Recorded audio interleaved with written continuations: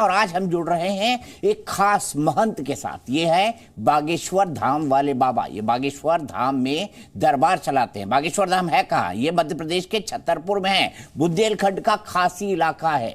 हाथों में copy pencil लेकर बैठने वाले बाबा नाम और नंबर लेकर भूत और भविष्य सब कुछ बता देते हैं। एक बड़े तबके के बीच कम उम्र के ये बाबा मात्र 27 साल के यानी कथावाचक पंडित धीरेन्द्र शास्त्री बागेश्वर धाम वाले बाबा के नाम से काफी मशहूर है। हजारों लाखों लोग उनके कार्यक्रम में आते हैं। लेकिन अब बागेश्वर धाम वाले ये बाबा जी विवादों में फंस गए हैं। नागपुर के अंधश्रद्धा निर्मूलन समिति के शाह मानव ने पंडित धीरेन्द्र शास्त्री को अपने दावे साबित करने की चुनौती दी है, जिसे धीरेन्द्र शास्त्री ने स्वीकार कर लिया है। शाह मानव ने पंडित धीरेन्द्र शास्त्री के खिलाफ अंधविश्वास फैलाने का आरोप लगाते हुए शिकायत भी दर्ज करवा दी है, जिसका जवाब भी पंडित धीरेन्द्र शास्त्री की तरफ से दिया गया है। इस वक्त खुद पंडित धीरेन्द्र शास्त्री यानी बागेश्वर धाम वाले बाबा हमारे साथ जुड़ रहे हैं, जो दरबार लगाते हैं और ये भी दिखाएंगे कि उनके दरबार में क्या क्या होता है। सबसे पहले स्वामी जी आपको मेरा प्रणाम। और सबसे पहले ये जानना चाहूंगा, क्या आप अंधविश्वास फैलाते हैं?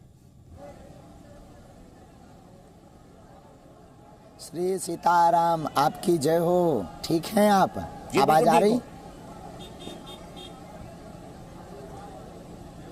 हाँ, आपने पूछा कि आप क्या अंधविश्वास फैलाते हैं। अगर हनुमान जी के नाम का प्रचार करना, सनातन की बात करना और श्री हनुमान जी महाराज की चर्चा करना, हनुमान चालीसा आदि उपायों से जोड़ना, पितृ मातृ पितृ पूजन के बारे में बताना, अगर यह अंधविश्वास है तो भारत के जितने भी हनुमान भक्त हैं वो सब फैला रहे हैं।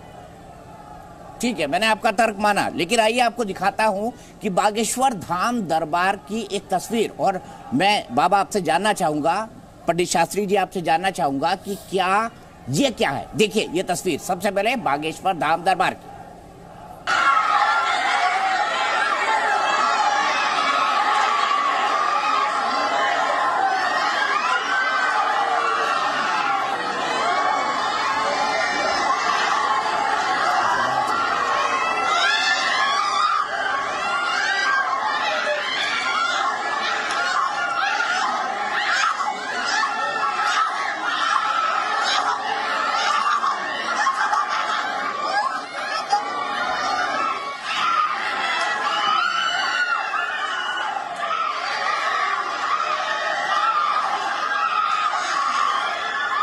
तो बाबा ये तस्वीर है, आपका जो प्रेत दरबार लगता है उसकी ये तस्वीर है। आप कुछ मंत्रों का उच्चारण कर रहे हैं, कुछ छींट रहे हैं और लोग बिल्कुल अजीब तरीके से चिल्ला रहे हैं। समझ आ गया।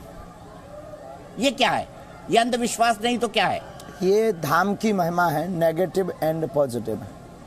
नेगेटिव एंड पॉजिटिव एनर्जी, जो दो एनर्जी होती हैं, नकारात्मक एवं सकारात्मक ऊर्जा, उससे ग्रसित जो लोग हैं वो धाम पर जाते हैं। और धाम पर जो हमें हनुमान चालीसा का विधान हमारे गुरुदेव ने दिया है, हम उसका प्रयोग करते हैं और गुरु जी से प्रार्थना करते हैं कि हनुमान जी की जो भी सेना है, हे बागेश्वर बालाजी, ये जितने भी ग्रसित हैं शरीर में, इन सब की पीड़ा को दूर करो। और श्री हनुमान जी महाराज ऐसी लीला कर देते हैं कि उन नकारात्मक ऊर्जा के ऊपर सकारात्मक ऊर्जा का प्रभाव होता है और वो ऊर्जा धीरे धीरे सने हो जाती है। और भारत में ऐसे अनेक प्लेसेस हैं जो ISI द्वारा मार्केट हैं, जो वो भी हो हमारी अंग्रेजी 0 है। तो अगर आप उस बात को मानते हैं तो निश्चित रूप से आप ये भी मानते होंगे कि नकारात्मक ऊर्जा और सकारात्मक ऊर्जा होती है। तो उसी से ग्रसित लोग बागेश्वर बालाजी के चरणों में आते हैं। हम आपको पूर्ववत सावधान कर दें, ना तो हम कोई चमत्कारी हैं, ना हम कोई ईश्वर हैं। अपने इष्ट के प्रति हमारी दृढ़ता है, बस यही भरोसा के लिए जो है कल्याणकारी बन जाता है और उनको हनुमान जी से जोड़ देते हैं। लेकिन फिर इसका दरबार की बात ठीक है, मैंने माना, मैंने माना निगेटिव और पॉजिटिव एनर्जीज होती हैं इंसान के अंदर, लेकिन आपने इसका नाम प्रेत दरबार क्यों रखा कि भूत प्रेत से जो पीड़ित है वो मेरे पास आए, मैं ठीक कर दूंगा उसको? ये तो अंधविश्वास हुआ ना। देखो, कोई शक्कर को शुगर कहता, कोई शक्कर को शुगर कहता, कोई चीनी कहता, कोई खांड कहता, पर शक्कर तो शक्कर है श्रीमान जी। उसी प्रकार कोई नेगेटिव एनर्जी कहता, कोई उसे प्रेत बाधा, कोई संकट बाधा कहता और कोई उसे नकारात्मक ऊर्जा कहता, पर है तो एक ही। अब संबोधन अपने अपने अनुसार लोग कर देते, जैसे कोई पिता को फादर कहता, कोई डैड कहता, कोई पिता कहता और कोई पूजनीय पिताजी कहता है। संबोधन है पर है नकारात्मक और सकारात्मक ऊर्जा।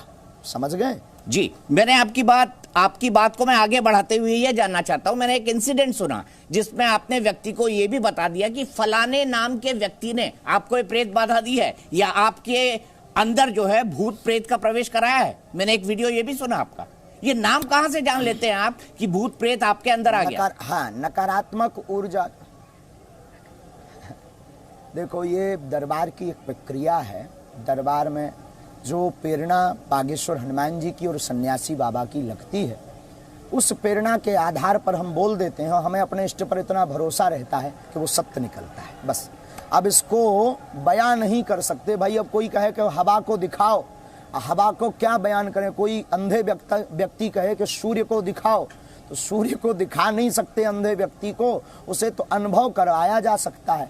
हमें लगता है कलयुग में सनातन के प्रचार के लिए श्री बागेश्वर बालाजी और सन्यासी बाबा की ये कृपा है कि जो चमत्कार को मानते हैं, जो मानते हैं भगवान नहीं होते, तो उनके लिए यह एक दरबार की प्रक्रिया है जो हनुमान जी की प्रेरणा और कृपा से पूर्ण होती है और लोगों की हनुमान जी के प्रति निष्ठा बलवान होती है। ना तो उसके लिए हम कोई दक्षिणा लेते, ना उसके लिए हम कोई फीस लेते, तो अब अंधविश्वास कैसे?